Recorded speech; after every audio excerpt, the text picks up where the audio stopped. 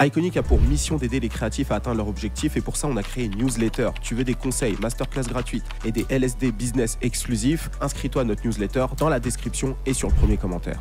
Comment le stream paie? Comment se développer quand on est un artiste inconnu, surtout quand on est une femme? Quand est-ce que Spotify se développe sur le marché africain? Quel est l'avenir du podcast en France? Voici quelques questions que j'ai posées à Antoine Monin, le directeur général de Spotify France, lors de notre entretien. En complément du LSD que j'ai sorti il y a quelques semaines sur Spotify, cette interview a pour but de vulgariser un petit peu le monde du streaming, que les fans et les artistes puissent comprendre exactement comment ça fonctionne, et aussi que vous puissiez connaître les opportunités de Spotify. Alors je vous laisse mater l'entretien, sachez que cette vidéo est disponible sur toutes les plateformes de streaming, d'accord? On relance le podcast en fait. Vous verrez de plus en plus d'interviews comme celle-ci sur la chaîne, de rappeurs, de professionnels, etc. Alors si vous aimez ce type de format, il faut absolument un like, un commentaire et partager cet entretien à un artiste ou à un passionné, d'accord? Bon visionnage. Hello Antoine. Salut Chris. Comment ça va? Bah bien et toi? Ouais, bah écoute, ça va, bonne année 2024. Merci, toi aussi, bonne année à Iconic. Bah écoute, merci beaucoup.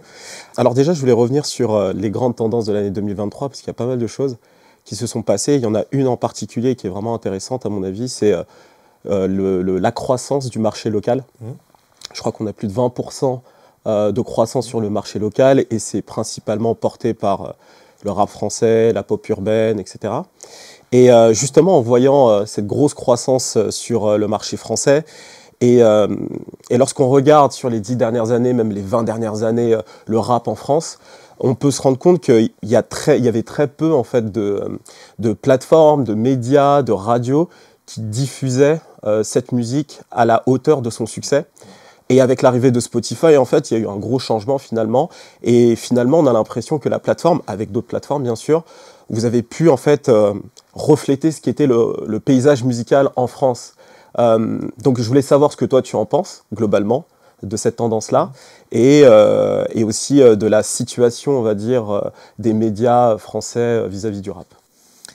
C'est une vaste question, mais tu as bien commencé à résumer un peu tout le sujet. En fait, Spotify et le streaming, c'est pas seulement une révolution dans l'usage et technologique, etc. C'est aussi un renversement complet du paradigme du marché de la musique.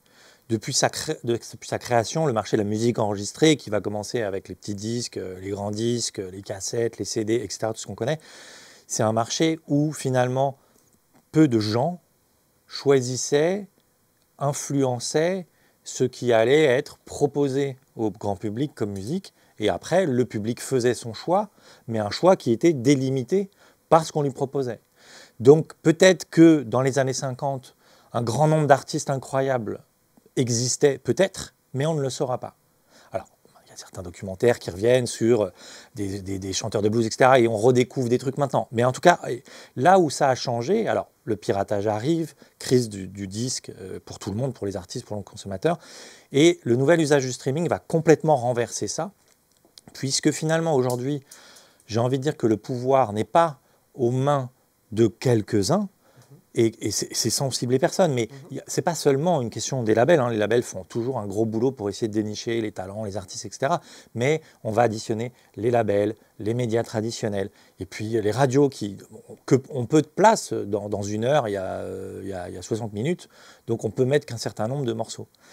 Le streaming va complètement renverser ça, et aujourd'hui c'est les auditeurs, les fans, qui peuvent choisir parmi une très vaste quantité de musique ce qui leur plaît, ce qu'ils aiment.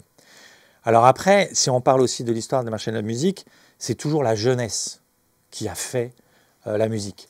Et la jeunesse, elle s'est toujours inscrite en dehors des codes et en dehors des règles. Il ne faut pas oublier que quand le rock'n'roll arrive dans les années 50, les médias traditionnels de l'époque disent que c'est la musique du diable. Ouais.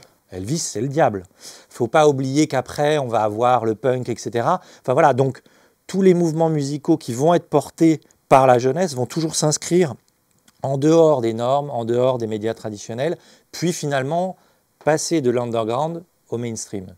Et finalement, c'est ce qui arrive avec le rap, qui est la musique, le mouvement de la jeunesse d'aujourd'hui, depuis 25, voire on a fait les 50 ans du hip-hop, ouais.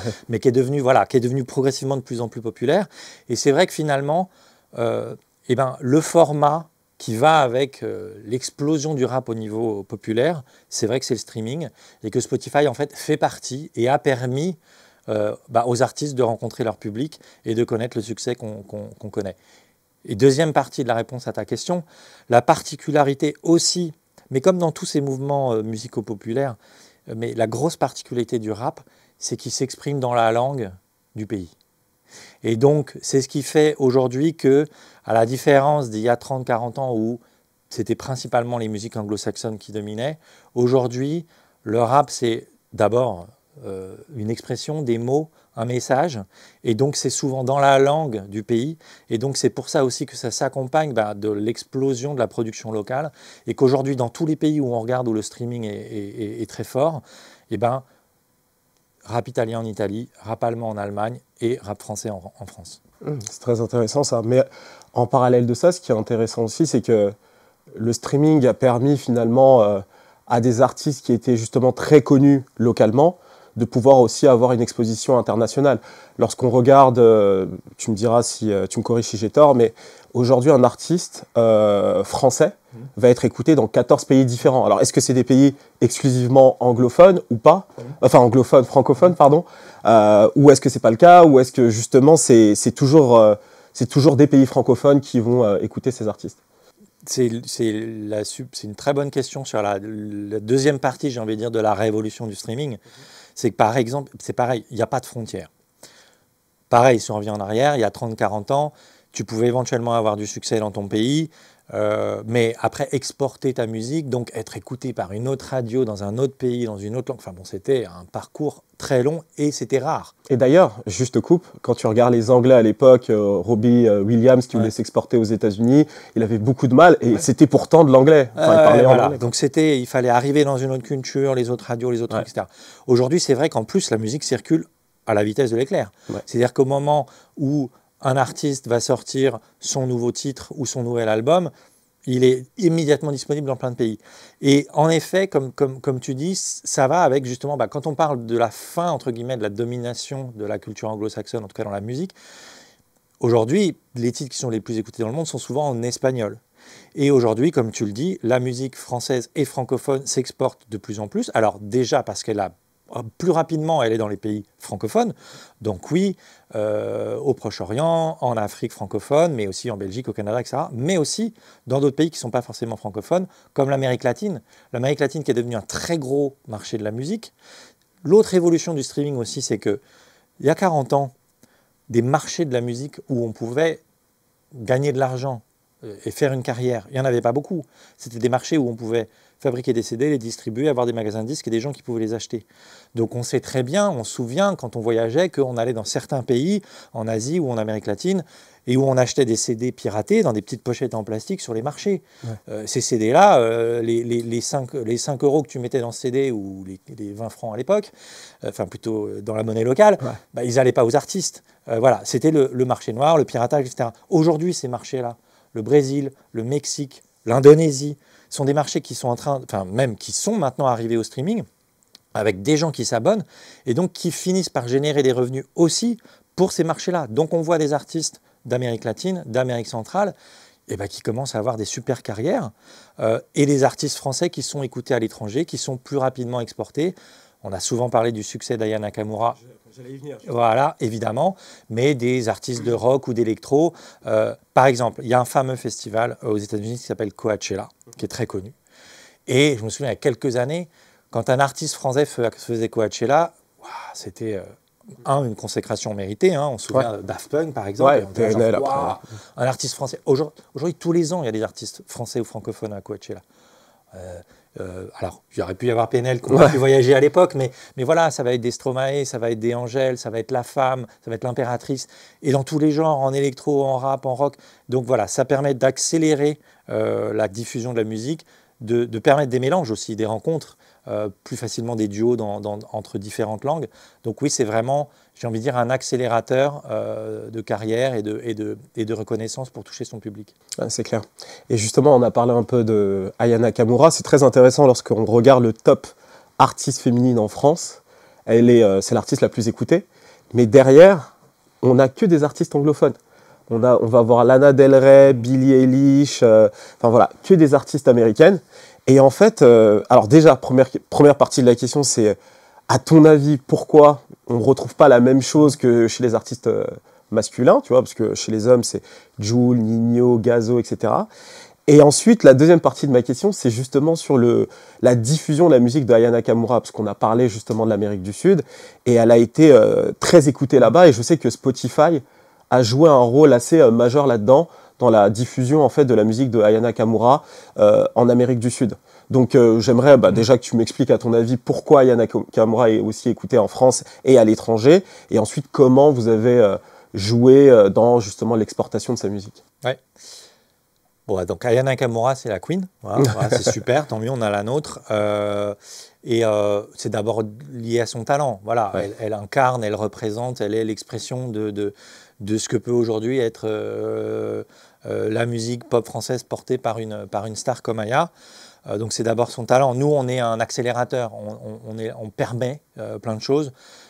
Évidemment que très tôt, comme tout le monde, on a été sensible à sa musique, à son talent. Et donc, l'idée, c'était... Spotify, c'est d'abord des équipes, hein, c'est d'abord des gens. Évidemment, on parle d'algorithmes, de plateformes, de techno, mais c'est d'abord juste au-dessus de chez nous. Là, on vient de les croiser tout à l'heure. Il y a l'équipe éditoriale française qui arrive le matin, qui écoute de la musique tout le temps et qui repère un coup tel artiste. Donc, Aya à l'époque, aujourd'hui, il nous parle de Tiff, il nous parle de Yamé, etc. Ouais. Tu vois, donc, c'est ces équipes-là qui sont des passionnés de musique et qui vont...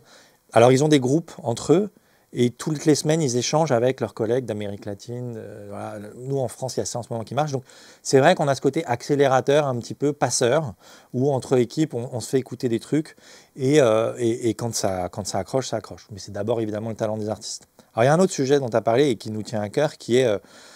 pourquoi Aya est l'exception dans le top des écoutes en France d'artistes féminines, et après, c'est des artistes anglophones brillantes, incroyables, mais anglophones.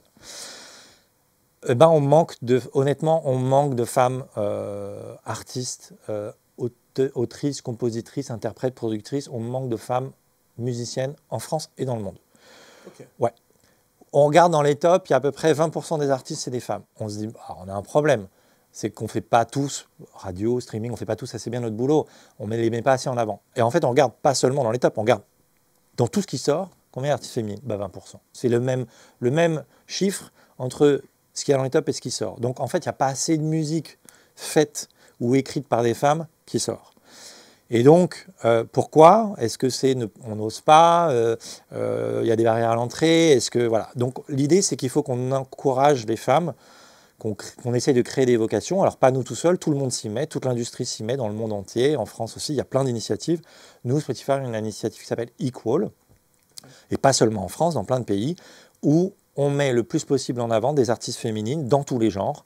Et donc, alors, aujourd'hui, une artiste comme Shai ou une artiste comme Meryl, ça y est, elles arrivent à ce niveau-là, et j'espère qu'elles vont faire partie de ces classements des artistes françaises les plus écoutées bientôt. Mais voilà, il y en a d'autres qui vont arriver, qu'on essaye de mettre en avant, mais il faut qu'on continue à encourager les artistes féminines. Alors, pas seulement interprètes, hein, mais aussi autrices, compositrices, productrices. Voilà. Dans tous les métiers de la musique, aujourd'hui, il n'y a pas assez de femmes qui veulent se faire une place. Donc, toute l'industrie se mobilise pour que ce soit plus équitable. D'accord, ok. Et cette initiative Equal, comment une artiste qui démarre peut avoir accès à ça ? Alors, c'est comme pour tout le reste, en fait. C'est comme je te disais. En fait, nos équipes éditoriales, elles écoutent tout ce qui sort. Donc, forcément, dans tout ce qui sort, quand elle repère un artiste ou une artiste en devenir, on a cette partie cool, on se dit là, on va faire un peu plus. On va faire cette playlist spéciale, mais on va aussi donner un coup de pouce. Donc, on regarde beaucoup combien on a d'artistes féminines dans nos playlists, combien on a d'artistes féminines qui éclosent chaque année. Ouais. Et on fait vraiment en sorte d'avoir une action positive pour faire évoluer les choses petit à petit. Et ça va se traduire par peut-être des playlists, des choses comme ça. Voilà, des playlists, mais aussi des interviews, mettre en avant sur nos réseaux sociaux. On fait des sélections régulièrement où on dit, voilà, les artistes qu'on vous propose de découvrir avec un coup de pouce spécifique sur les artistes féminines. Et on fait ça dans plein de pays. Et puis, il y a aussi, voilà, il y a aussi de l'affichage un peu plus classique, on va dire. Un peu plus classique, etc. Mais on fait beaucoup de choses pour donner un petit coup de pouce en plus. Ouais. Et justement, parmi les artistes avec lesquels vous avez déjà fait ça, est-ce que tu peux me donner peut-être des exemples de ce qui a été fait pour que les gens puissent mieux visualiser? Récemment, peut-être il y a un an maintenant ou deux, c'était une artiste comme Meryl. D'accord. Voilà, tu vois, Meryl, on a très vite flashé, les équipes ont très vite flashé sur elle, sa musique, etc. Donc, elle a fait partie de ce programme de mise en avant, où on décide de la pousser. Et aujourd'hui, voilà, son talent fait que... il y a une super carrière devant elle, mais ça fait partie de ces artistes qu'on a accompagnés et qu'on continue d'accompagner. D'accord, très bien. Et sur la deuxième partie de la question, au sujet de Diana Kamura et l'Amérique du Sud, est-ce que tu peux m'en dire un peu plus?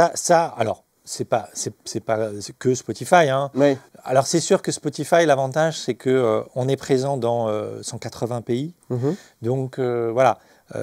Quand nos équipes éditoriales France, elles parlent avec nos équipes éditoriales en Amérique latine, ça facilite les choses. Il y a cette connexion. Mais après, c'est aussi Aya et son équipe qui ont eu l'idée de faire, tu vois, des duos, de faire des nouvelles versions de ces titres, etc. Donc c'est ça aussi, c'est d'avoir senti, mais aussi je pense que c'est sa musique qui est dans cette vibe-là, tu vois, c'est-à-dire qu'elle s'y prête bien, donc ça lui va bien. C'est une musique qui est naturellement métissée, qui est naturellement plurielle, qui est diverse, qui englobe énormément d'influences musicales. Donc c'est d'abord son talent à elle, si tu veux. Elle a été numéro 1 aux Pays-Bas, hein, juste avec son titre à elle, tu vois. Donc, mais bon, je pense que c'est d'abord son talent, c'est d'abord son savoir-faire. Elle et ses équipes qui ont eu ce flair-là, de bien faire les choses. Et après, pour nous, il suffisait d'accélérer cette transition et ce passage, de faire écouter à nos collègues dans le monde entier et de voir que ça prenait bien et de continuer à la pousser et à l'accompagner. D'accord, très bien. Et du coup, je voulais aussi parler un peu plus du point de vue des artistes et de tout ce qui va être rémunération, playlist, etc. Alors déjà, moi, il y a un point intéressant que j'ai toujours vu sur Internet, c'est que les artistes étaient rémunérés au stream.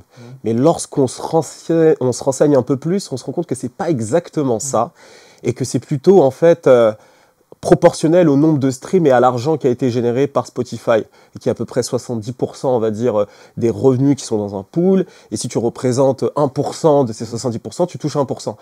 Est-ce que j'ai tout expliqué? Est-ce qu'il y a des détails que tu peux donner sur la rémunération pour que les gens puissent mieux comprendre aussi? Parce qu'il y a souvent cette comparaison qui est faite avec, par exemple, Tidal, ou avec Deezer, ou avec YouTube, en disant, OK, bon, Spotify rémunère plus ou moins les artistes, pas assez, etc. Est-ce que tu peux m'en dire un peu plus? Bien sûr. Alors, tu as bien pigé le truc déjà. Et je vais te donner... Alors, on va vraiment aborder ce sujet avec plusieurs points précis.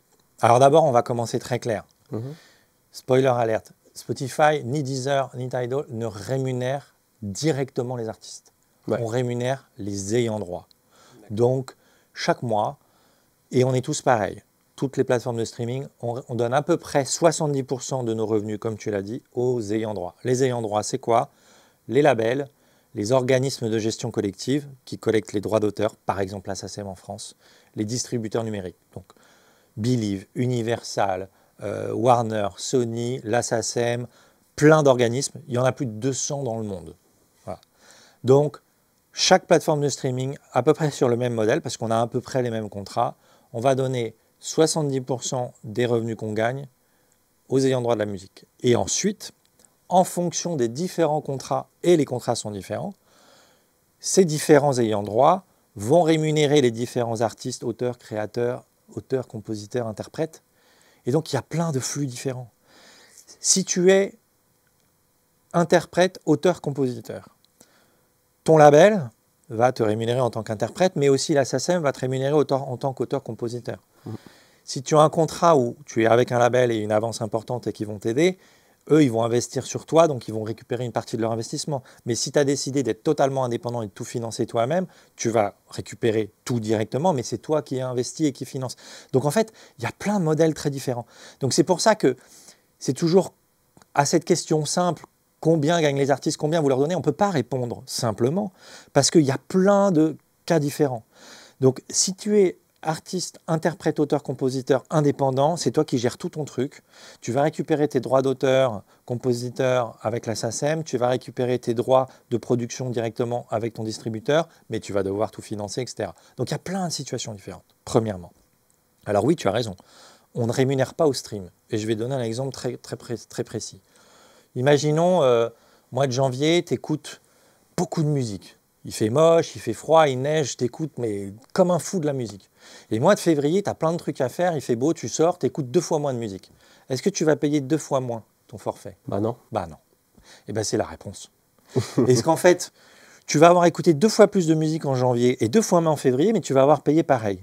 Donc en fait, le stream de Chris, il va soi-disant rapporter 2 fois moins en janvier qu'en février. Bah non, c'est pas vrai en fait. Donc tu as bien résumé le truc. On ne rémunère pas au stream.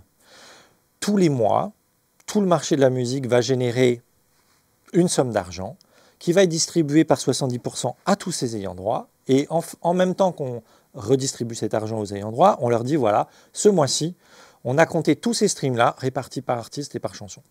Et ils vont répartir selon les contrats, selon les deals, l'auteur, compositeur, interprète, en divisant par le nombre de streams.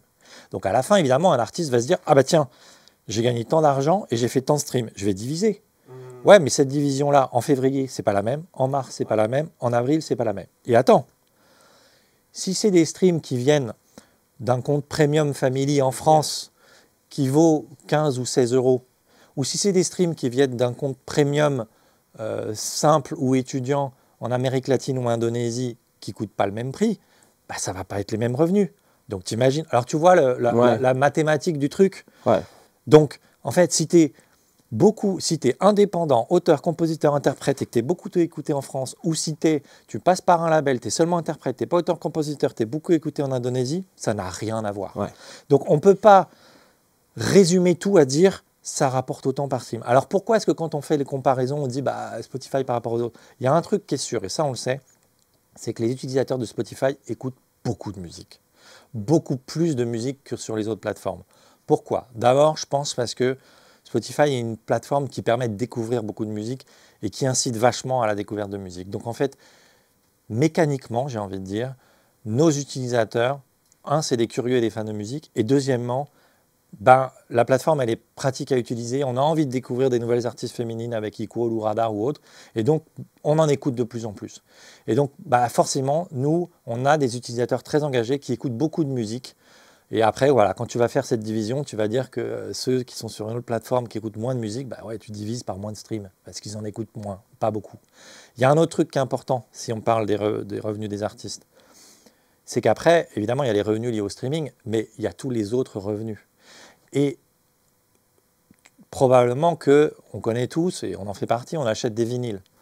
Mais aujourd'hui, les gens qui achètent des vinyles, ils sont abonnés à un service de streaming. Pourquoi ils achètent un vinyle? Parce qu'ils sont fans de cet artiste-là, qu'ils ont envie d'avoir un bel objet, qu'ils ont envie d'avoir un moment d'écoute privilégié avec un bon son, etc. Ou simplement, ils ont envie... Une belle déco. Une belle déco. C'est souvent ça. Mais c'est super, mais c'est un bel objet. Ouais. Et donc, en fait... Un fan d'un artiste qui paye déjà un abonnement au streaming, donc qui va déjà indirectement rémunérer cet artiste via le streaming, va aussi, via l'achat du vinyle ou d'un autre objet ou d'un suite ou d'un truc, donner encore de l'argent à cet artiste, va acheter des billets de concert. Et donc en fait, le streaming participe, j'ai envie de dire, à un cercle vertueux où plus tu es fan d'un artiste, bah, et plus tu découvres d'artistes et plus tu vas être fan d'artistes, plus tu vas contribuer, j'ai envie de dire, au succès de cet artiste et au succès financier de cet artiste, puisque tu vas acheter des billets de concert, aller à un festival le voir, acheter du merchandising ou un vinyle. Donc le streaming est une partie des revenus des artistes, mais contribue vachement au développement de tous ces revenus. C'est l'une des questions que j'allais te poser justement au début. C'est pour revenir au rap français, après tu as touché à plusieurs sujets sur lesquels j'aimerais bien revenir, mais justement lorsqu'on regarde le développement du streaming en France et de la vraie croissance, je dirais que c'est à partir de 2015. Tu me diras si je me trompe. Hein. Et justement, on peut observer que dans la même période, il y a eu de plus en plus de rappeurs qui ont été en festival. Et je me suis dit, tiens, c'est intéressant, il y a le streaming qui se développe, donc du coup, la musique française est correctement reflétée, et du coup, tous les acteurs du marché n'ont plus d'autre choix que de voir les choses en face et de prendre les bonnes décisions business finalement. Et justement, en fait, tu as fait ce lien-là avec le streaming et j'ai trouvé ça très pertinent. Mais je voulais revenir sur plusieurs points. Alors, tu as parlé de freemium, tu as parlé d'algorithme. Ça fait partie des sujets que j'aimerais bien traiter. Déjà, le freemium. Il y a beaucoup de choses qui ont été dites là-dessus sur la rémunération en freemium, la rémunération d'un compte en abonnement, des artistes, des rappeurs ou des artistes en général qui vont recevoir des certifications grâce à ça. Est-ce que tu peux m'en dire plus à ce niveau-là? Est-ce que un stream en freemium vaut autant qu'un stream premium? Et est-ce que l'artiste reçoit plus ou moins les mêmes revenus ou est-ce que c'est différent? Je suppose que ça doit être un petit peu différent étant donné que c'est quand même un abonnement et qu'il y a de la rémunération et que de l'autre côté, il y a de la publicité. Ça, c'est les premiers éléments qu'on a. Mais en termes même de certification, est-ce qu'il y a une différence pour l'artiste? Plein de bonnes questions un peu techniques mais qui sont importantes et tu as raison, il faut les poser. Alors, je vais te reprendre. Est-ce qu'un stream freemium vaut pareil qu'un stream premium? Un stream vaut pas la même chose d'un mois à l'autre et selon, voilà. Par contre, est-ce qu'un utilisateur freemium, donc qui utilise gratuitement mais qui est content de la publicité, rapporte autant au marché qu'un utilisateur abonné? La réponse est non. Donc en fait, cet utilisateur qui écoute via une offre gratuite avec de la publicité, il va entre guillemets moins rapporter qu'un utilisateur qui est abonné. Parce que pour l'instant, la publicité rapporte de l'argent. Hein. Évidemment. C'est à peu près 12% des revenus Spotify, par exemple, la publicité. Okay. Donc 12% de ce qu'on reverse aux ayants droit de la musique provient de la publicité. Et la différence, 88%, provient des abonnements. Donc oui, aujourd'hui, les abonnements rapportent plus d'argent aux ayants droit de la musique et indirectement aux artistes que la publicité. Nous, on a toujours été sur ces deux piliers-là. On n'oublie pas qu'on revient de l'époque du piratage, où la musique était, entre guillemets, gratuite et qu'il fallait recréer de la valeur. Donc, il est important pour inciter les gens à utiliser une offre légale qu'ils puissent avoir accès à une offre facile à utiliser, entre guillemets, gratuite, avec de la publicité, mais qui rapporte finalement quand même de l'argent. Donc, le streaming financé par la publicité rapporte finalement de l'argent aux ayants droit et aux artistes, mais moins, c'est sûr.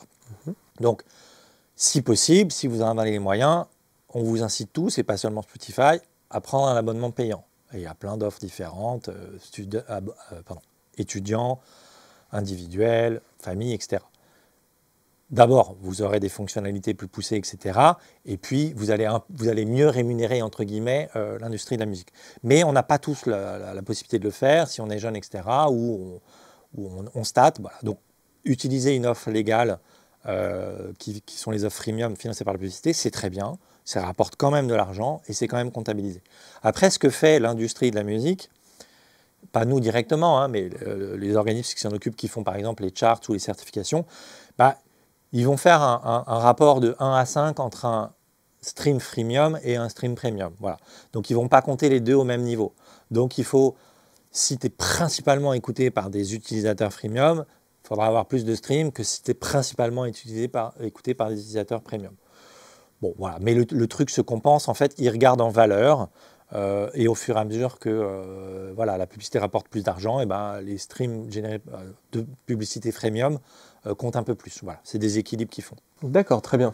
Et est-ce que ça, de ton point de vue, parce que je sais que tu n'es pas non plus partout, mais de ton point de vue, ou de ce que tu sais, est-ce que justement ça va influer sur la certification d'un artiste? Est-ce que le fait que par exemple cet artiste-là ait 60% de ses écoutes qui soient en freemium et 40% en premium, est-ce qu'au final, ce qui va rapporter à la maison disque va influer sur un disque d'or ou autre, VS le contraire par exemple? Oui, c'est ça que je te disais, la valeur, c'est que le disque d'or, il est calculé en fait en valeur, plus ou moins, si je résume.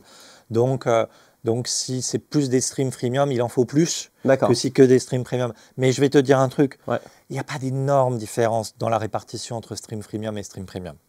Il y en a un petit peu, hein, selon la typologie d'artiste. Et vraiment, si tu es écouté beaucoup plus par des jeunes qui n'ont pas forcément d'abonnement et qui écoutent plutôt en freemium, oui, tu as un peu ce déséquilibre.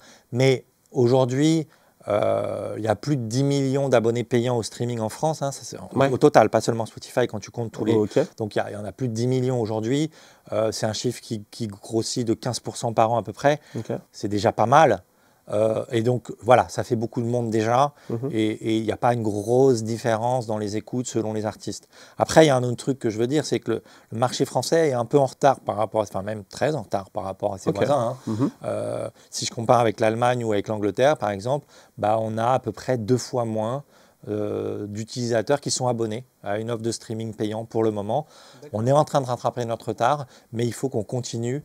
Et je parle de toute plateforme continue, confondue, pas seulement Spotify. Il faut qu'on continue à convertir et à convaincre plus d'utilisateurs d'utiliser le streaming et le streaming par abonnement. D'accord, ok, très bien. Et pour ce qui est de l'algorithme, c'est très intéressant et c'est un sujet qui, moi, me fascine. Alors, en général, ce que j'ai constaté, moi, à titre personnel sur les plateformes, c'est que avec les années, j'ai l'impression d'être de plus en plus enfermé dans des espèces de petites bulles. C'est-à-dire que je vais consommer quelques contenus pendant une certaine période et forcément la plateforme, logiquement, va me recommander des contenus qui sont similaires. Et en fait, je vais être enfermé dans cette petite bulle et ça va être difficile parfois pour moi aussi d'en sortir et d'aller découvrir de nouvelles choses. Alors je sais forcément que de ton point de vue et dans ta position, Spotify est là pour faire découvrir de nouveaux artistes, mais est-ce que tu n'as pas l'impression qu'aujourd'hui, pour les artistes émergents, indépendants, qui essaient de se lancer, qui ne sont pas en label, est-ce que tu n'as pas l'impression que pour eux, c'est très difficile aujourd'hui, quand tu es une plateforme de streaming, de te faire connaître, tout simplement. Et voilà, je te pose la question, dis-moi ce que tu en penses. Je suppose que tu vas me dire que c'est pas si difficile et qu'il y a tout ce qu'il faut, mais... Non, mais c'est vrai, c'est vrai. C'est aussi, c'est ce dont on parlait tout à l'heure, le grand changement avec l'arrivée du streaming, c'est qu'il n'y a plus de barrière à l'entrée. Ouais. Il y a 40 ans, tu voulais faire une carrière, si tu n'étais pas, entre guillemets, signé, passé à la radio, etc., et qu'on ne trouvait pas ton CD dans les magasins de disques, tu n'existais pas. Donc il y avait une barrière à l'entrée. Ouais. Aujourd'hui, il n'y a plus de barrière à l'entrée. Donc c'est à la fois une chance et en même temps, ça augmente la compétition, c'est sûr. Donc émerger devient... Alors, est-ce que c'est plus difficile qu'il y a 40 ans ? Il y a 40 ans, ce qui était difficile, c'était d'arriver à ce que ton CD soit dans les bacs. Ouais. Aujourd'hui, cette étape-là, c'est plus le problème. Tous les CD de tout le monde sont dans tous les bacs, mais maintenant, il va falloir faire sa différence. Donc, en fait, on peut aller un peu plus loin, on peut arriver à, entre guillemets, être disponible pour le public, et ça, c'est quand même déjà une grosse révolution. C'est-à-dire qu'il n'y a plus de barrière à l'entrée. Donc, c'est déjà une grosse progression même. Après, en effet, la musique, c'est comme le sport. Hein. Je prends pas parfois moi, j'ai joué au foot petit, j'aurais adoré être footballeur professionnel. J'ai même fait de la musique aussi, je continue à en faire. C'est bien que j'ai été ni footballeur professionnel, ni musicien professionnel. J'ai fait autre chose, et c'est tant mieux. Et sans pour l'équipe de France de foot, hein, sans indiscrétion, tu faisais quoi comme type de musique? Du punk. Ok, d'accord. Guitare, punk, tout ça. Je te vois bien punk aujourd'hui. Mais donc voilà. Donc voilà, il y a beaucoup d'envie, il y a beaucoup de gens qui ont envie, mais il y a peu d'élus. Ça a toujours été le cas dans la musique, comme c'est le cas dans ces carrières-là, en fait. Hein. Donc on est toujours dans ce sujet-là. Après, quand tu parles, c'est intéressant ce qu'on disait sur la petite bulle, etc. Ouais. On se rappelle aussi, il faut toujours regarder un peu en arrière. Il y a 50 ans, tu achetais les disques, mais en moyenne, les gens, ils achetaient 1 ou 2 disques par an, la moyenne. Alors, les fans de musique en achetaient plus. Donc, qu'est-ce que tu avais dans la discothèque ? 95% de ta discothèque, c'était des vieux disques. Ouais. Donc, qu'est-ce que tu écoutais chez toi ? Des vieux trucs. Tu étais déjà dans ta bulle, en fait. C'est vrai. Donc, en fait, ça a toujours été le cas. C'est-à-dire que peut-être même plus. Probablement. À titre personnel. Donc, en fait, c'est ce qu'on appelle la bulle. Elle existe depuis toujours. Ça s'appelle ta discothèque. Donc, en fait, l'algorithme, qu'est-ce qu'il fait ? Il recrée un peu ta discothèque. Alors, ce qu'il essaye de faire, l'algorithme, c'est que dans ta discothèque, de temps en temps, il va te rajouter un truc qui n'est pas encore dans ta discothèque en disant, vas-y, essaye ça. Donc, nous, en tout cas, chez Spotify, c'est ce qu'on essaye de faire. C'est régulièrement, même quand tu es dans ta zone de confort, tu as choisi ta playlist un peu, les trucs que j'aime, que je connais, on essaye d'insérer des nouveautés qui on espère vont te plaire. Et c'est aussi le travail, ce qu'on disait des équipes éditoriales tout à l'heure. Les équipes éditoriales, elles font des playlists, à 80% des playlists de nouveautés. Voilà. Elles vont les classer différemment. Et on va essayer de t'avoir de différentes façons. Soit les nouveautés rap de la semaine. Tu vas les connaître, le flow, punchliner, lyricist, tout ça. Mais on va aussi t'avoir aussi sur playlist pour faire du sport. Là, tu décides d'aller faire un petit jogging ou un petit truc ou de jouer aux jeux vidéo. Tu vas mettre une playlist plutôt qu'on appelle d'ambiance, de mood. Et là aussi, on va mettre des nouveautés.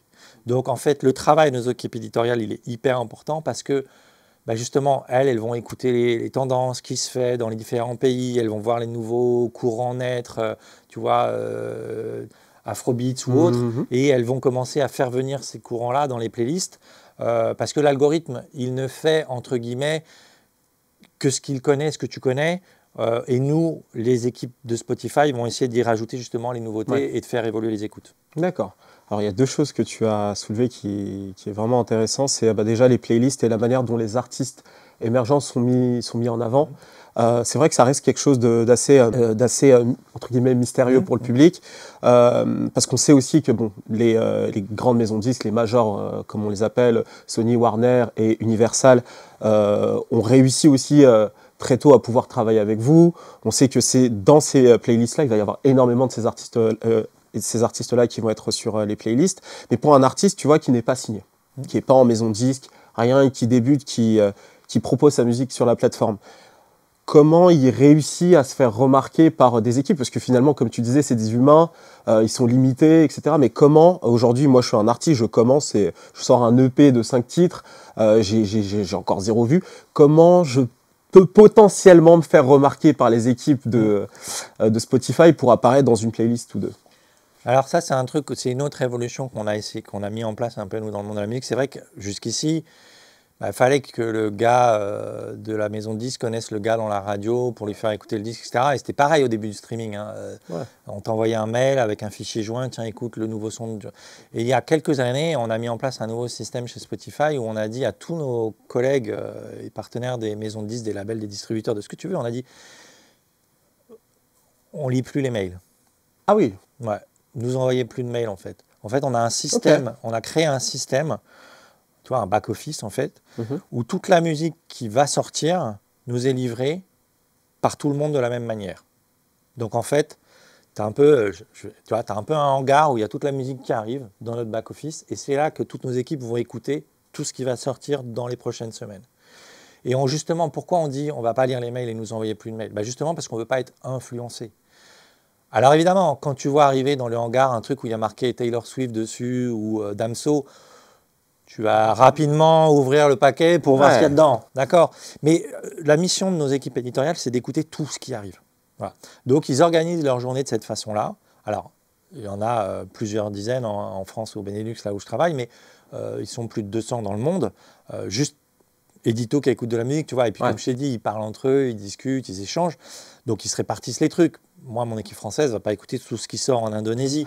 Elle va faire confiance à l'équipe d'Indonésie pour lui dire s'il y a des trucs qui peuvent marcher chez nous. Par contre, tout ce qui sort pour le marché français, ça, il l'écoute. Donc, de Jul, PNL et Damso pour les plus connus, voilà, à l'artiste qui émerge, qui vient de sortir un truc.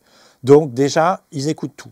Et je peux te dire que toutes les semaines, et moi, ça, c'est un de mes grands plaisirs dans ce boulot, parce que je suis un passionné de musique, toutes les semaines, je suis dans les groupes de discussion de nos équipes et je vois passer le truc genre, vous avez écouté ça, vous connaissez, et genre ils répondent, ah bah non, c'est quoi? Et hop, ils vont chercher, et donc voilà, on a plein d'exemples comme ça. J'ai un exemple, tu vois, un exemple qu'on adore, mais il y en a plein. Il y a une artiste qui s'appelle November Ultra. Voilà, c'est une artiste féminine incroyable, auteur, compositeur, interprète génial. Et je ne sais plus quand c'était, il y a 3-4 ans, peut-être même moins.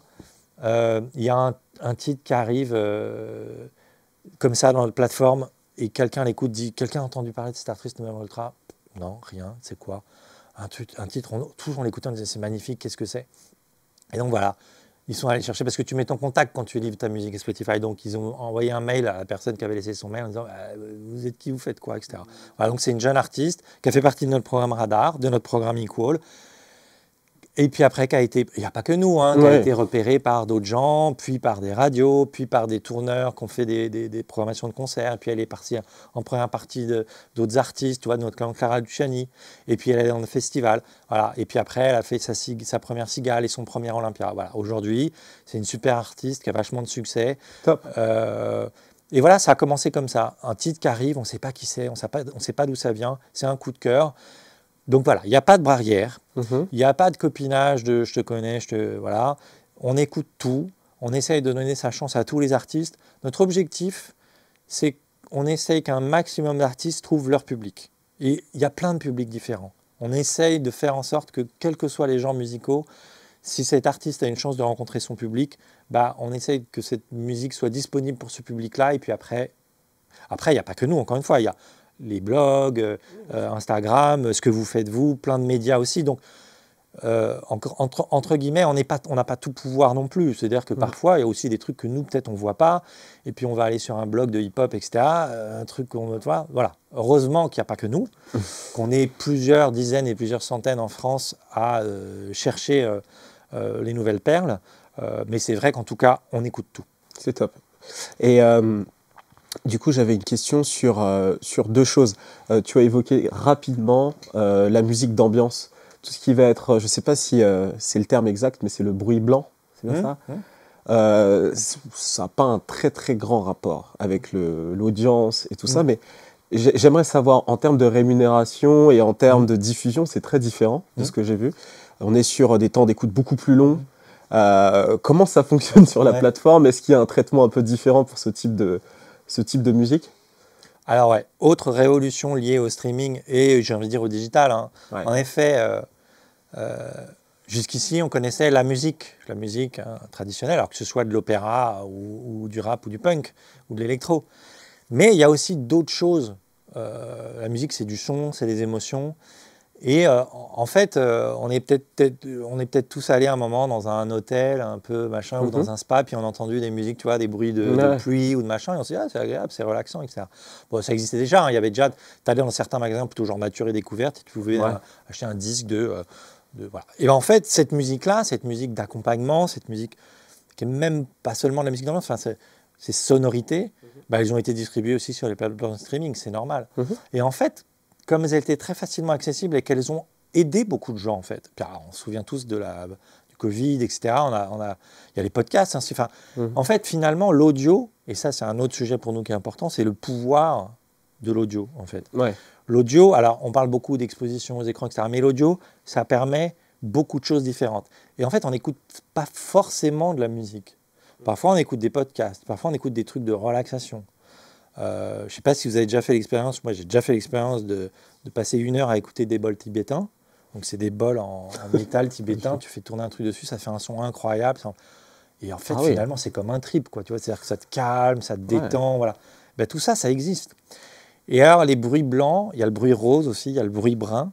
C'est des catégories de bruits, de sons, qui ont des fréquences particulières et qui, chez certaines personnes, provoque du calme, du bien-être. Il y a des gens qui utilisent ça pour s'endormir, pour se calmer, pour se concentrer. Voilà, donc chacun, en fait, et donc on trouve tout ça aujourd'hui sur les plateformes de streaming, puisque tout est accessible. Et en fait, au fur et à mesure que on s'est vu qu'en fait, beaucoup de gens écoutaient ça, comme je te disais, pour se détendre ou travailler ou s'endormir.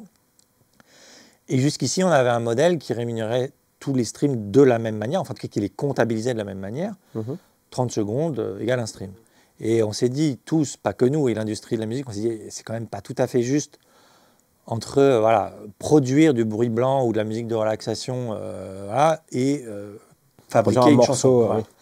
Donc on a décidé qu'on comptabiliserait un stream de bruit plutôt à partir de 2 minutes d'écoute, alors que pour un stream de musique, c'est plutôt à partir de 30 secondes. Donc voilà, on veut un peu rééquilibrer les choses pour ne pas attribuer la même valeur à des choses dont on considère qu'elles n'ont pas la même valeur.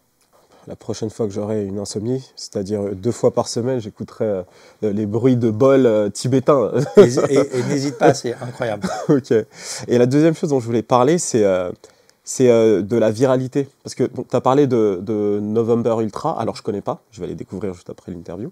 Mais il y a un artiste qui a été très viral, qui est français, qui s'appelle Yamé, qui a été numéro 1 du top viral global que vous avez mis en place. À mon avis, c'est l'un des tops les plus relevant, pertinents de notre époque. Parce qu'aujourd'hui, un artiste va se faire découvrir sur les réseaux sociaux, TikTok, YouTube, Instagram et compagnie. Et ensuite, ça va grossir. Et ensuite, effectivement, ça va se traduire en stream. Et je sais pas, alors tu me corriges si j'ai tort, mais je crois que c'est le premier rappeur français à être numéro 1 de ce top-là, parce que c'est un top monde, hein, ce que j'ai compris. Donc, j'aimerais bien savoir plusieurs choses. Alors, déjà, première question, comment vous avez observé ce phénomène de l'intérieur, finalement? Et la deuxième chose, c'est comment vous réussissez à traquer en fait les nouvelles viralités. Est-ce que c'est via ce qui se passe sur les réseaux sociaux? Il y a un tracking. Enfin, comment vous faites pour mettre tout ça en place? C'est fascinant de l'extérieur. Ouais, bien sûr. Alors, Yamé, c'est le même exemple que November Ultra à peu près. Hein, c'est-à-dire que aussi nos équipes nos équipes sont tombées dedans assez vite. Ok. Ça fait partie de ces noms qui étaient sur nos groupes de discussion. Et moi, je me souviens pareil, hein, quand j'étais tombé sur le titre Baway, je m'étais pris une claque. Enfin voilà, donc il y a ça qui commence et qu'il y a nos équipes qui repèrent le truc. Après, bon, on écoute beaucoup de trucs, on repère plein de trucs tout le temps, tout ne marche pas forcément. Et le top viral, bah justement, c'est alors on est aussi une plateforme technologique, numérique, hein, et donc on a plein de petits indicateurs. Donc quand toi tu vas écouter le titre de Yamé et le prendre et faire partager sur Instagram ou le faire partager sur WhatsApp à tes potes, bah nous on le voit en fait, on voit que tu vas partager ce titre-là. Donc en fait on va comptabiliser toutes ces actions de partage et puis on traque aussi les réseaux sociaux. Combien de fois cet artiste est présent sur les différents réseaux sociaux. Donc en fait, on va comptabiliser un peu toute cette activité virale. Et donc on ne va pas seulement comptabiliser le nombre d'écoutes, mais on va rajouter un indicateur qui va être justement le partage, la viralité, la présence de ces artistes dans cette discussion en fait, virale, pour dire, attention, ça c'est un top qui n'est pas seulement les écoutes, il met un indicateur de température un peu. Attention, ça c'est chaud ça. Okay. Ça, en ce moment, c'est chaud. Les gens le partagent, les gens discutent. Il se passe quelque chose autour de ça. Donc, ça met un petit indicateur en plus, j'ai envie de dire, ouais, un petit indicateur de température. D'accord, ok. Donc, ce n'est pas d'abord ce qui se passe sur les réseaux sociaux que vous regardez, c'est plutôt les partages qui vont être effectués. Bah oui, parce que voilà, je ne sais pas toi, mais moi, alors, c'est aussi un autre truc intéressant, je trouve, avec le streaming aussi, c'est la facilité qu'on a à partager de la musique. Ouais, moi, c'est vrai. Je n'arrête pas. Ouais. Et donc... Et c'est assez génial aussi parce qu'il y a quand même un truc qui est sûr, c'est que la musique, ça se partage bien, ça se partage beaucoup. On le voit, regarde, les concerts et les festivals n'ont jamais été aussi pleins. Donc on peut dire que, on peut tout à fait dire, ah, les gens ils écoutent la musique dans leur coin, la chambre d'écho, la bulle et tout. C'est pas vrai, regarde, la vitesse à laquelle ça se propage et puis après, la vitesse à laquelle le temps pour qu'un artiste qui commence remplit son premier Olympia et sa première Accor Arena n'a jamais été aussi court. Ouais. Tu vois, c'est-à-dire qu'au moment où ça commence à démarrer, ça va vite. Ouais. Et les gens, ils partagent cette musique. Ils la partagent entre eux et après, ils aiment la partager en groupe en allant à des concerts ou à des festivals. Donc voilà, tout ça pour dire que c'est ça aussi que permet le streaming. C'est que ça va beaucoup plus vite, mais on partage plus vite avec ses potes. On a les groupes de WhatsApp de potes. Nous, on a notre truc Wrapped aussi, hein, qui est notre truc de fin d'année où tout le monde... soit avec un peu de honte ou un peu de genre le petit shame de « Ah, qu'est-ce que tu as écouté cette année ?» Mais c'est quand même génial parce qu'en fait, c'est aussi ce qui nous définit un petit peu, ce qu'on a écouté cette année, ce qu'on a envie de partager. Et donc ça, c'est ça qui est assez génial et c'est un truc sur lequel Spotify investit beaucoup. C'est tous les outils de partage, d'écoute en commun. Par exemple, tu peux faire des playlists communes qui s'appellent Blend. Tu peux faire des jams quand tu fais une soirée. On se met tous un peu, on co-construit la playlist de la soirée. Donc on travaille, on investit beaucoup là-dessus. Pour que les gens puissent facilement partager et découvrir de la musique ensemble. Ok. Là, je voulais parler un petit peu, on va dire, de la musique afro-caribéenne et un petit peu du développement à l'étranger. Alors, à l'étranger, pour ce qui est de l'Afrique. Et je voulais parler aussi, tu vois, des drumcom, enfin les anciennes dom-tom. Spotify est arrivé un petit peu tard là-bas. Et finalement, il y a un vrai vivier d'artistes là-bas. Et en fait, j'aurais aimé savoir pourquoi en fait ce retard finalement et qu'est-ce qui est mis en place justement pour les mettre eux aussi en avant parce que finalement, lorsqu'on regarde bien, même moi du point de vue média, il y a très peu de plateformes qui sont adaptées pour la diffusion de ces artistes et la promotion de ces artistes-là. Et au niveau streaming et structure, etc., il y a moins de choses qui sont mises en place en comparaison avec l'Hexagone. Donc je voulais savoir un petit peu ton point de vue là-dessus et comment ça s'est fait, pourquoi ce retard, etc. Ouais.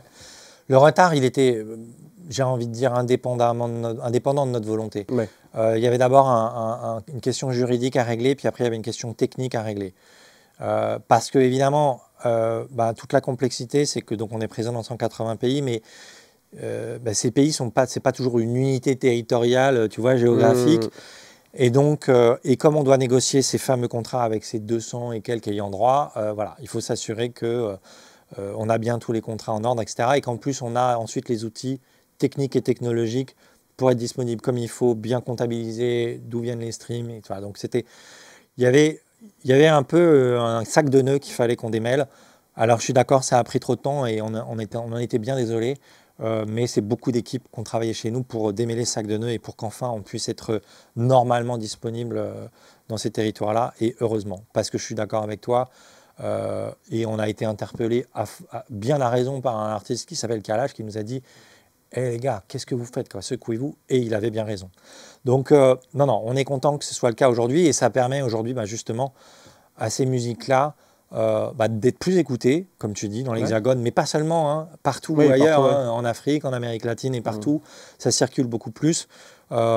Nous, voilà, on doit permettre à ces musiques de circuler, on doit permettre à ces artistes d'être écoutés plus facilement un peu partout.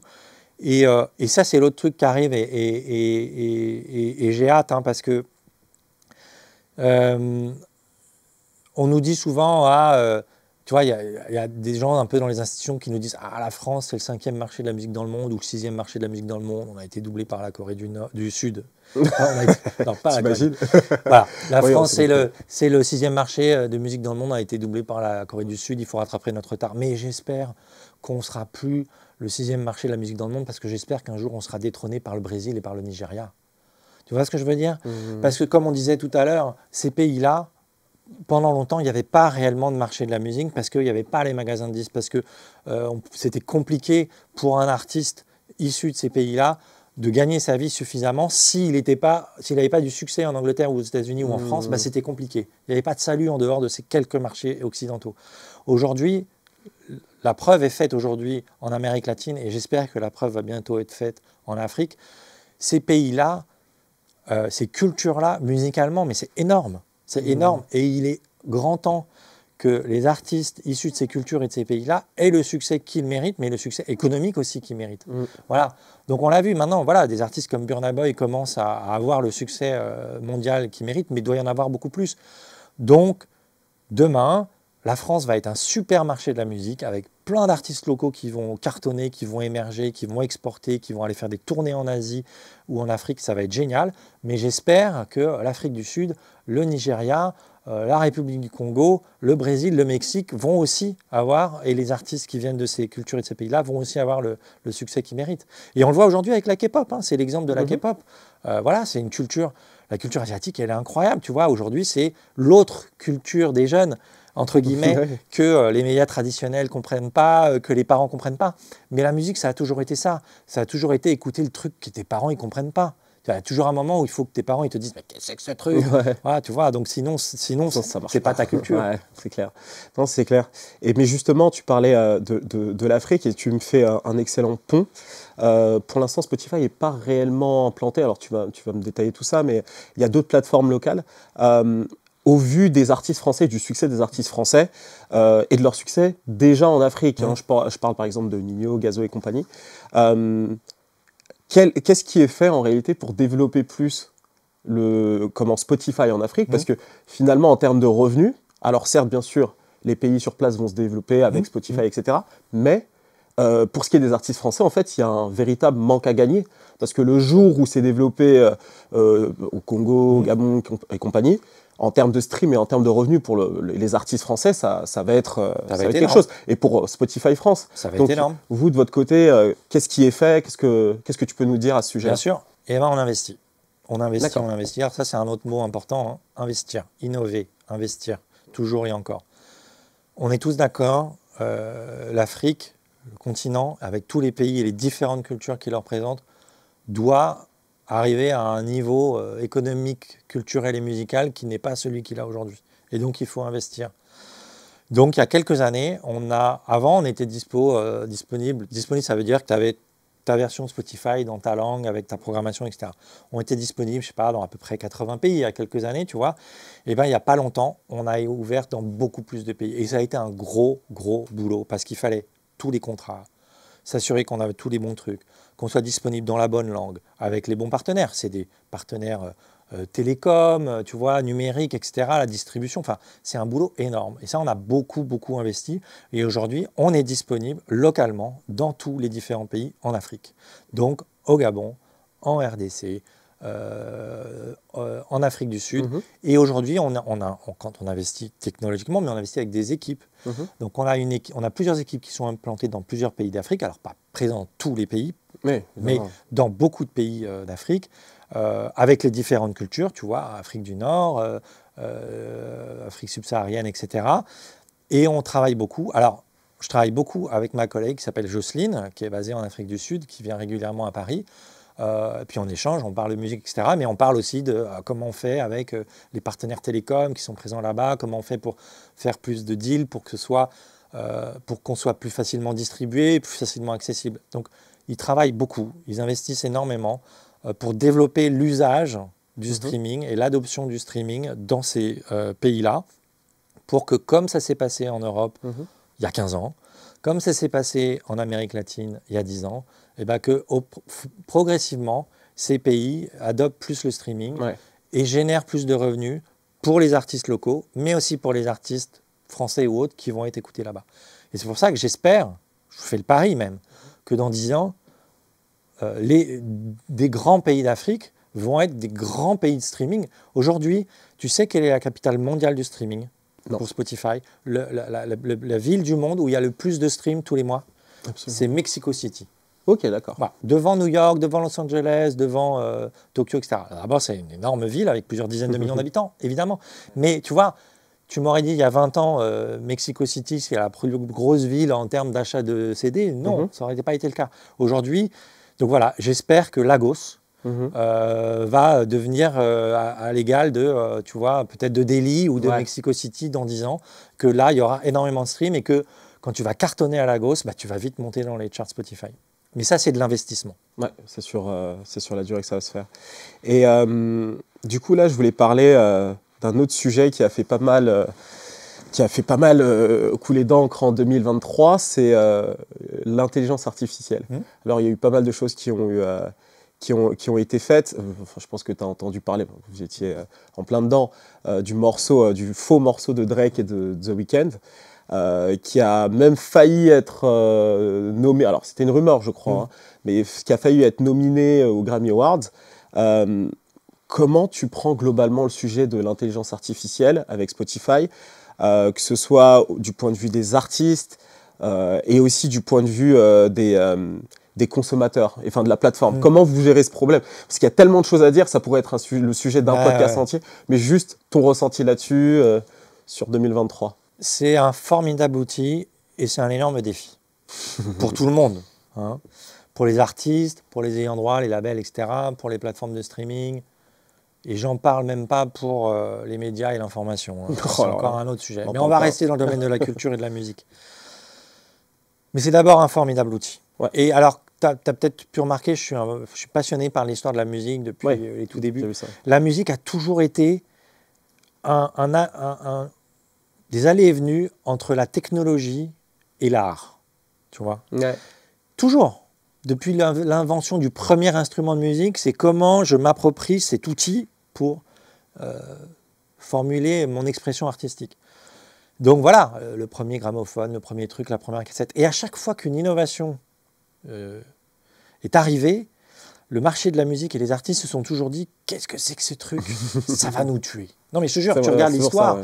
Même quand le synthétiseur arrive, les instruments dits traditionnels à l'époque se disent « Qu'est-ce que c'est que ce truc ?» Le sampling, qu'est-ce que c'est que ce truc? Donc, voilà, l'intelligence artificielle, c'est le même truc. C'est cet outil fascinant et en même temps flippant où on se dit « Qu'est-ce qui va se passer ?» Donc, pareil, alors, l'histoire du rap s'est fabriquée là-dessus, sur la révolution technologique. Le sampling, au début, les premiers morceaux qui sont faits à base de samples, il n'y a pas encore de contrat où on sait comment on utilise des samples. Donc, les premiers trucs, les gars samplent des trucs. Il y a des artistes qui ont fait des albums entiers avec du sampling et qui se sont trouvés ruinés parce qu'après, il y a tous les ayants droit qui sont venus dire « attends, la boucle de basse, elle est à moi. Pardon, tiens. » Voilà. Donc, après, ils avaient eu un succès phénoménal, mais en fait, ils n'avaient plus de rond. Donc voilà, l'intelligence artificielle, c'est le même défi.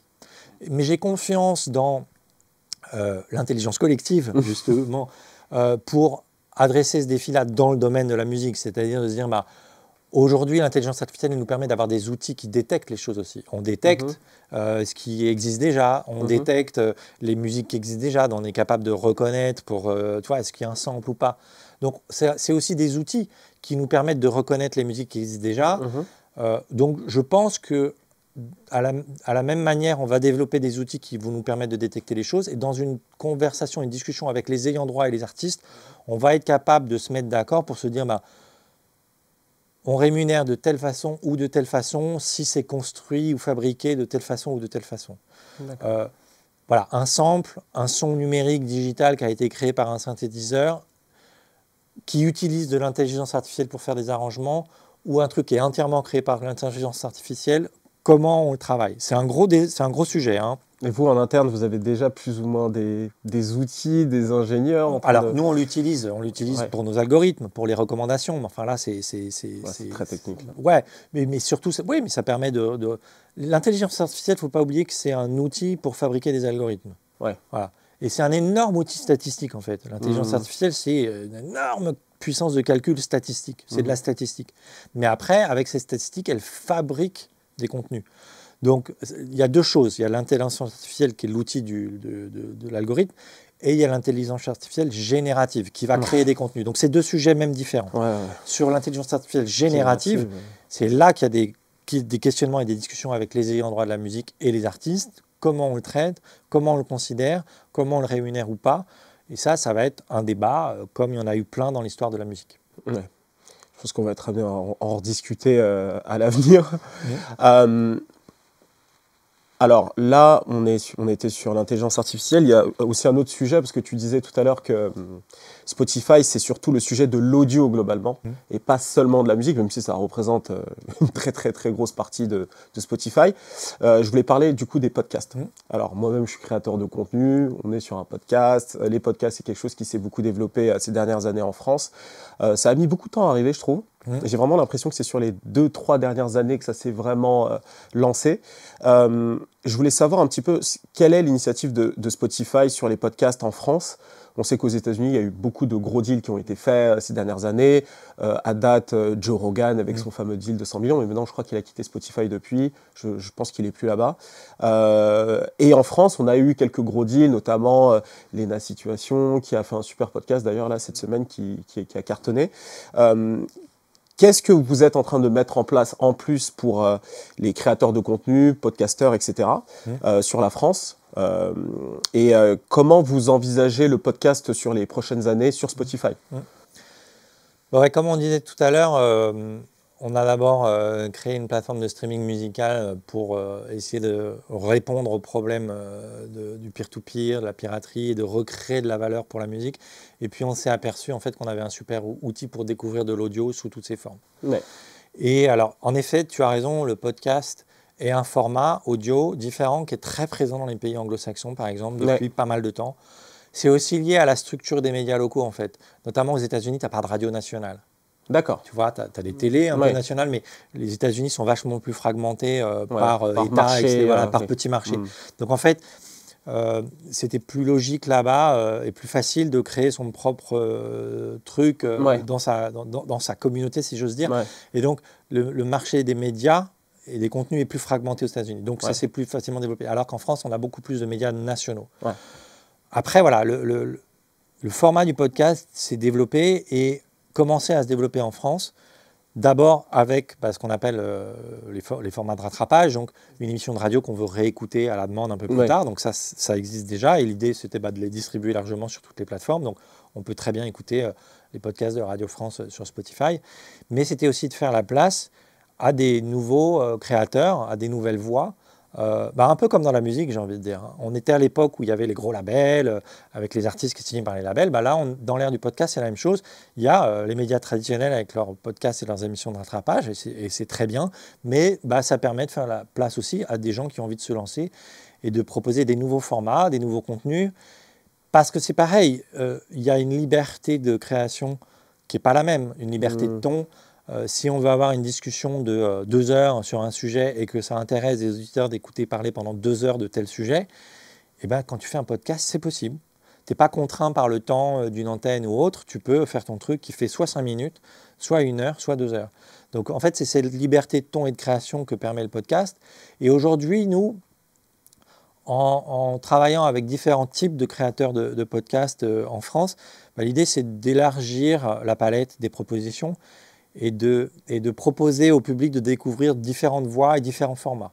On est là pour accompagner un peu l'usage et pour développer de nouveaux types d'usages pour qu'après, il y ait de plus en plus de jeunes créateurs de podcasts qui se lancent, qui trouvent leur public Et les podcasts sont rémunérés par la publicité. Ouais. Donc, quand de la publicité est placée sur un podcast, ben, cette publicité va au créateur du podcast en question. Ouais.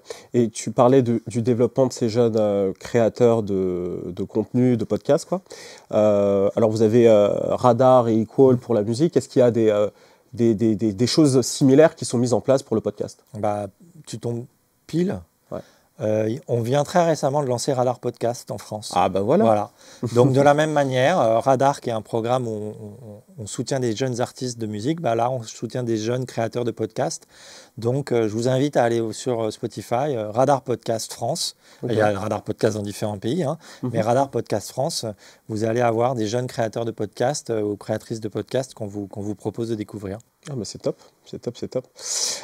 Et enfin, j'ai le dernier grand sujet de cette interview, c'est le sujet de la taxe streaming. Alors, c'est très intéressant parce que au début de cette interview, je t'ai parlé de la croissance du marché local, etc., portée par le rap français. Et l'année dernière, si je ne me trompe pas, il y a donc cette annonce qui a été faite, comme quoi il y aurait donc cette fameuse taxe du streaming, qui a donc vocation à refinancer, je crois, la musique locale ou française, ce qui est curieux puisque finalement le rap français, bah, il est français. Et moi, j'aimerais bien savoir ton point de vue sur cette taxe streaming. Est-ce qu'elle est juste, pas juste? Bref, tu as vraiment le terrain libre pour me dire exactement ce que tu penses sur le sujet. Alors, pourquoi on n'est pas satisfait par ce qui a été proposé? Alors, l'objectif de cette taxe streaming, malheureusement, puisqu'il faut l'appeler taxe streaming, c'est de financer le Centre national de la musique, le CNM, qui est l'équivalent du CNC pour le cinéma. Le CNM, c'est un établissement public qui est en partie financé par l'État, mais aussi en partie par les différents acteurs de la musique. Quand on achète un billet de concert, il y a une partie qui va au CNM. Quand on achète un CD, ah ben non.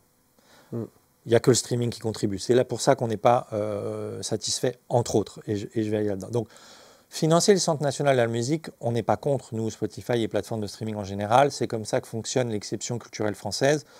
Entre guillemets, tout le monde met un petit peu au pot et ça permet de donner des aides et des subventions à des projets dont on se dit qu'ils sont encore un peu fragiles et il faut les aider. Ça, on n'a pas de problème sur ce principe. C'est le système français.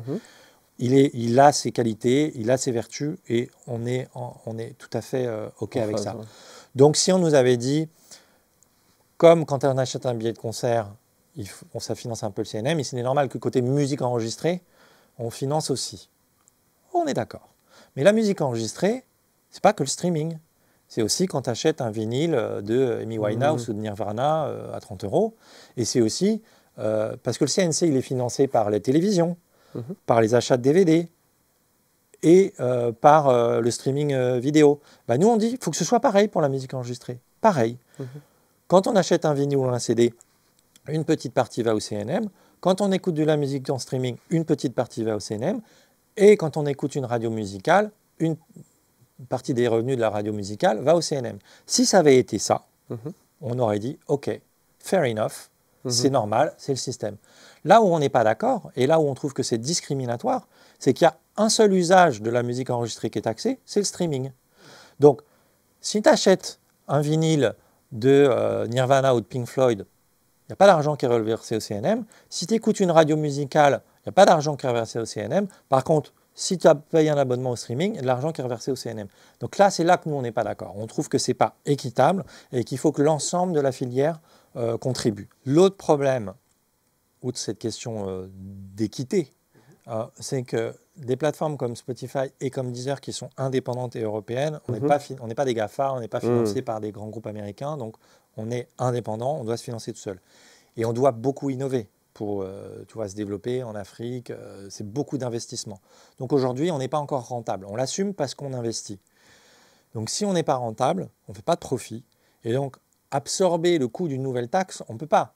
C'est-à-dire que soit il faut qu'on fasse des économies dans nos dépenses, et ça veut dire moins investir, parce qu'on ne peut pas moins rémunérer les ayants droit et les artistes. Ça, ce n'est pas possible. Et ce serait vraiment dommage. Donc, soit on investit moins, soit il faut qu'on fasse plus de revenus. Et le seul moyen que j'ai de faire plus de revenus, c'est de recruter plus d'utilisateurs ou d'augmenter les prix. Donc le problème, c'est aussi là-dessus qu'on a interpellé le ministère et le gouvernement, c'est de dire, vous nous mettez sur nous une taxe, d'abord on est les seuls à la payer et pas les autres usages de la musique enregistrée, donc c'est pas juste. Et deuxièmement, aujourd'hui, on est dans une situation économique où on ne peut pas l'absorber. Donc le jour où je fais des profits, j'ai pas de problème, pour l'instant, on n'en fait pas. Donc voilà, on a aussi un problème économique à gérer. On va assumer ce sujet-là hein, et on va y aller, mais on va continuer à expliquer au gouvernement que pour nous, il y a un principe d'équité qui doit être respecté et que dans ce cas-là, l'ensemble de la musique enregistrée doit contribuer et pas uniquement le streaming. Et est-ce que tu n'as pas l'impression que c'est une manière aussi de cibler en particulier le rap français, parce que c'est finalement la musique qui s'est le plus développée avec le streaming? Non, c'est absolument pas la volonté. Je pense que c'est, comme on dit, c'est un dommage collatéral. Il est bien dommage, mais c'est absolument pas la volonté. Il semblait, ce qu'on nous a dit, que c'était plus simple de taxer les plateformes de streaming que d'aller taxer d'autres acteurs. Moi, j'ai toujours pas compris pourquoi c'était plus simple. En fait, voilà. ouais. Mais bon, c'est ce qu'on nous a dit. Donc voilà, moi je pense qu'il faut justement, c'est le moment d'avoir un petit peu de courage politique, d'aller un petit peu plus loin et justement de ne pas stigmatiser un seul usage. Parce que c'est vrai, tu as raison, cet usage, le streaming, c'est principalement les jeunes et il bénéficie principalement aux artistes qui sont écoutés par les jeunes. Donc voilà, je trouve ça pas juste que ce soit uniquement cet usage-là qui contribue et pas les autres. Donc je suis ravi qu'on ait une nouvelle jeune ministre de la Culture audacieuse et qui n'a pas peur de bouger les murs. Donc on va bientôt la voir, j'espère, pour lui proposer d'élargir l'assiette de cette taxe. Et justement, au sujet de cette taxe-là, est-ce que tu as une idée des types de projets qui vont être financés? Parce qu'en fait, c'est ça qui est intéressant aussi, c'est que cet argent-là qui est récolté, on ne sait pas exactement c'est pour quel type de projet. Parce que si ça avait été pour financer des projets de musique française ou quoi, j'ai plutôt l'impression que aujourd'hui, la musique française est plutôt bien développée et continue à se développer de façon indépendante finalement. Mais pourquoi, en fait, il y a besoin de taxer plus simplement avant, lorsqu'il y avait cette taxe qui était faite sur les produits étrangers qui étaient distribués en France, c'était compréhensible parce que certes, cet argent-là servait à financer les artistes français, les créatifs français. Là, c'est des artistes français qui sont taxés finalement, en grande partie, pas que, mais en grande partie pour financer d'autres projets français. C'est là où j'ai beaucoup de mal à comprendre pourquoi, et c'est pour ça que j'ai mis les pieds dans le plat en parlant du rap français, et le fait que le rap français soit taxé, parce qu'en fait, on a l'impression, enfin le rap français et les plateformes de streaming, hein, parce qu'en fait, il n'y a que de cette manière-là, logique et rationnelle pour moi, de voir les choses. Oui, alors, il y a un autre sujet qui était le sujet en fait, des missions du Centre national de la musique. Quelles sont ces missions? Quels sont ses objectifs? Quel déséquilibre est-ce qu'il doit venir corriger? Tu as raison, aujourd'hui, comparé à 30 ans, est-ce qu'on manque de production française? Peut-être pas. Est-ce que la production française a autant de mal à s'exporter qu'avant? Non. Donc, sur ces sujets-là, sur soutenir la production française, aider à s'exporter, bon, on n'est pas sûr que les bons constats et les bons objectifs soient posés. Mais enfin, c'est un débat plus large qu'il faut avoir avec les gens du Centre national et de l'hémisphère de la culture. Après, sur le principe, c'est ce que je te disais tout à l'heure en parlant d'exception culturelle, c'est comme ça que marche la culture en France. Et il y a aussi un sujet qui est celui de la redistribution. Ceux qui ont du succès donnent une petite partie de leur succès pour financer les plus petits projets, pour les aider à démarrer et à amorcer. Moi, ça ne me gêne pas. C'est comme ça que marche aussi notre système, j'ai envie de dire, de redistribution. Donc, on peut prendre un exemple. Tu vois, tout à l'heure, on parlait de la place des femmes dans la musique. Si on se dit que, tiens, on va taxer, alors encore une fois, tout le monde, hein, pas juste nous, mais si on taxe un petit peu tout le monde pour dire, bon, il faut créer plus de structures pour accompagner les jeunes artistes ou autrices, compositrices féminines, par exemple. Ok, moi je dis pourquoi pas. C'est pas moi qui décide, hein, mais c'est l'État et le CNM. Voilà. Donc je pense qu'il y a des bonnes actions à mener avec de l'argent, à la fois de l'argent public et de l'argent qui est collecté par les différents acteurs. Se dire où est-ce qu'il faut qu'on aille intervenir pour aider certaines structures ou certains projets.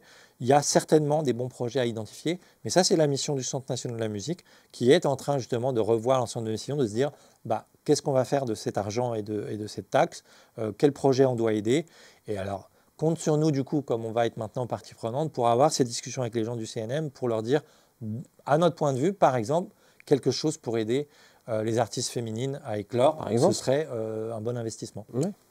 Et justement, vous en êtes où dans ces discussions avec le CRNM, c'est ça? CNM. CNM. Ouais. Ah bah, c'est des gens avec qui on travaille depuis longtemps. On a fait beaucoup d'études avec eux parce Ouais. que ils font des études aussi, donc on leur fournit des data et des informations pour ces études. Donc c'est des gens avec lesquels on a de bonnes relations Ouais. et on continue à travailler avec eux sur ces Mhm. différents sujets. Là, justement, on est à la fin d'une phase qui a été un peu compliquée à cause de cette taxe. Mhm. On va reprendre les discussions avec eux maintenant sur les objectifs du CNM, quels sont les besoins, comment on peut collaborer ensemble. Parce que le CNM, c'est cette maison commune de la musique où l'ensemble des différents acteurs de la musique, il y a aussi l'industrie du live, hein, tu vois, les festivals, les salles de concert, les petites salles de concert dans les différentes villes en France et les petites villes. Mhm. Voilà, il y a plein de sujets très importants qu'il faut étudier et traiter, donc on va travailler avec les gens du CNM là-dessus. Top, top. Bah, j'ai hâte de voir ce que ça va donner, hein. Moi Je aussi. pense qu'on sera là pour en parler, relayer et peut-être en rediscuter d'ailleurs. Mais je pense qu'il y a un truc qui est important aussi, tu vois, on parlait du rap. C'est un mouvement qui s'est toujours développé et créé, tu vois, dans l'underground, dans la marge, dans le...